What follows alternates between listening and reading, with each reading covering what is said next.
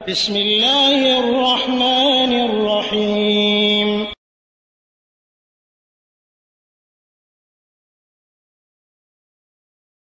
সালামু আলাইকুম রহমতুল্লাহ। ইটালির থেকে সুজন ভাই প্রশ্ন করেছেন যে আয়েশা রাদিয়াল্লাহু তাআলা আনহা এবং আলী রাদিয়াল্লাহু তাআলা আনহুর মধ্যে যে যুদ্ধ হয়েছিল সে যুদ্ধের কারণ কি? সম্মানিত দিনী ভাই, এখানে অনেকগুলো কারণ রয়েছে। সবচেয়ে বড় কথা হলো যে রাসূল সাল্লাল্লাহু আলাইহি সাল্লামের মৃত্যুর পরে খেলাফতের দায়িত্ব গ্রহণ করেন আবু বকর রাদিয়াল্লাহু তাআলা আনহু। তারপরে উমর রাদিয়াল্লাহু তাআলা আনহু। উমর রাদিয়াল্লাহু তাআলা আনহুর কে সময় থেকে মুসলিম জাহানে শিয়া খারিজি থেকে নিয়ে শুরু করে বিভিন্ন মতবাদের আবির্ভাব হতে থাকে। এই জন্য ইসলামের মধ্যে বিভ্রান্তি এবং বিভিন্ন দল উপদলের সৃষ্টি শুরু হয়। শেষ পর্যন্ত উমর রাদিয়াল্লাহু তাআলা আনহুকে খারিজিরা কি করলেন? হত্যা করলেন।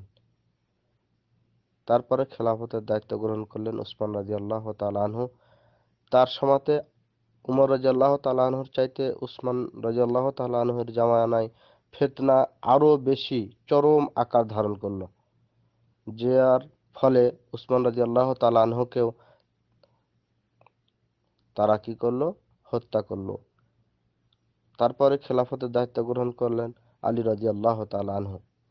তো আলী রাদিয়াল্লাহু তাআলা আনহু যখন খেলাফতের দায়িত্ব গ্রহণ করলেন, তখন আলী রাদিয়াল্লাহু তাআলা আনহুর হাতে সাহাবারা বায়াত গ্রহণ করলেন। কিন্তু সাহাবাদের মধ্যে দুইটা গ্রুপে সেক্ষেত্রে মতের দুইটা ভাগ হয়ে যায়। একটা ভাগ হলো যে আলী রাদিয়াল্লাহু তাআলা আনহুর সিদ্ধান্তে অটুট থাকলো, মেনে নিল। আর কিছু সাহাবা আলী রাদিয়াল্লাহু তাআলা আনহুকে পরামর্শ দিল যে উসমান রাদিয়াল্লাহু তাআলা আনহুকে যারা হত্যা করেছে এদের বিচার করতে হবে, অর্থাৎ কেসাস নিতে হবে। যারা উসমানকে হত্যা করেছে তাদের আহ, বিরুদ্ধে ফায়সালা দিতে হবে। ফায়সালা মানে কি? ইসলামের বিধান হচ্ছে হত্যার বদলে হত্যা, তাদেরকে হত্যা করতে হবে। সাহাবাদের মধ্যে কিছু সাহাবার এমন পরামর্শ আলী রাদিয়াল্লাহু তাআলা আনহুকে দিলেন, কিন্তু আলী রাদিয়াল্লাহু তাআলা আনহু তাদের পরামর্শ গ্রহণ করলেন না। তো না করার কারণ হলো যে এমনি সে সময়তে ফিতনা ফাসাদ, খারেজি শিয়া মুতাজিলা বিভিন্ন মতাদর্শ মানুষ দলে দলে বিভক্ত হয়ে গেছে। এই জন্য আলী রাদিয়াল্লাহু তাআলা আনহু চিন্তা করলেন যে এখন যদি আহ, এই মুহূর্তে যদি ফায়সালা নিই তাহলে হয়তো বা আরো বিশৃঙ্খলা বেড়ে যাবে। এই জন্য আলী রাদিয়াল্লাহু তাআলা আনহু কি করলেন? অসময় নিলেন। ফায়সালা তিনি কি করবেন না করবেন, বা উসমান রাদিয়াল্লাহু তাআলা আনহুর হত্যার বিচার করবেন কিনা এভাবে স্পষ্ট কিছু বলেননি। তবে তিনি চিন্তা ভাবনা করেছিলেন, সময় নিয়েছিলেন। এটা একটা বিষয়। আর এক্ষেত্রে যে সাহাবারা চেয়েছিলেন যে না, উসমান রাদিয়াল্লাহু তাআলা আনহুর বিচার করা হোক এই মুহূর্তে, তো তাদের মধ্যে যারা ছিলেন তাদের মধ্যে ছিল উবাইদুল্লাহ এবং জুবাইর ইবনুল আম এরূপ সাহাবারা ছিলেন। তারা আয়েশা রাদিয়াল্লাহু তাআলা আনহার কাছে কি করলেন? পরামর্শ করলেন। তো তিনারা পরামর্শ করে কার কাছে? আলী রাদিয়াল্লাহু তাআলা আনহুর কাছে গেলেন যে তাদের বিষয়টা জানানোর জন্য। তো যা হোক, এইভাবে যাওয়ার পরে সে সময়তে যারা মুনাফেক ছিল বা বিভিন্ন খারিজি শিয়া ছিল, এইভাবে তারা বিভিন্ন ফিতনা করতেছিল। মূলত এই একটা ছোট্ট কারণকে আহ, সামনে রেখে আরো অনেকগুলো কারণ থাকতে পারে।